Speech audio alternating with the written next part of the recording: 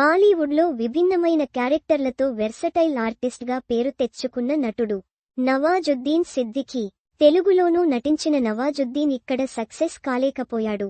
ఆయన నటించిన latest periodic action drama కోస్టావో సెజల్ షా డైరెక్ట్ చేసిన ఈ మూవీలో ప్రియా బాపట్, కన్నడ నటుడు కిషోర్, మహికా శర్మ కీలక పాత్రల్లో నటించారు.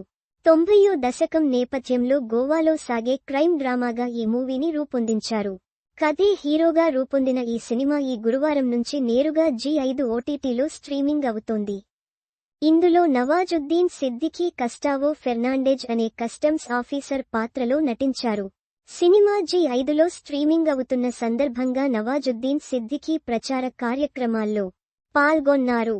ఈ సందర్భంగా ఓ మీడియాకు ఇచ్చిన ఇంటర్వ్యూలో తన పాత్రకు సంబంధించిన కీలక విషయాల్ని వెల్లడించారు. సినిమాలో తన పాత్ర అందరినీ నవ్విస్తుందన్నారు. కోస్టావో అందరినీ నవ్విస్తాడు, కానీ తన నవ్వు వెనక దాగి ఉన్న ఒక విషయం కోసం ఎప్పుడూ అన్వేషిస్తూనే ఉంటాడు. ఆ కాన్సెప్ట్ నచ్చడంతో దీనికి అంగీకరించా. సినిమాలో నా పాత్ర చాలా రయంగా ఉంటుంది, నిజాయితీగా ఉంటుంది. నిజాయితీగల కస్టమ్స్ ఆఫీసర్ ఎదుర్కొన్న బాధలు నన్ను ఎంతగానో కదిలించాయి. ఆ పాత్రలో నటించడానికి ముందు భయపడ్డాను.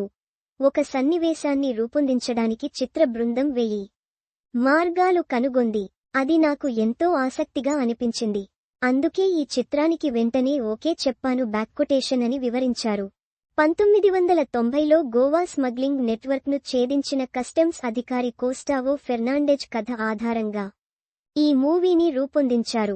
వృత్తిపరంగా ఆయన ఎదుర్కొన్న సవాళ్లతో పాటు వ్యక్తిగతంగా ఆయన ఫేస్ చేసిన కొన్ని విషయాలను ఇందులో చర్చించారు.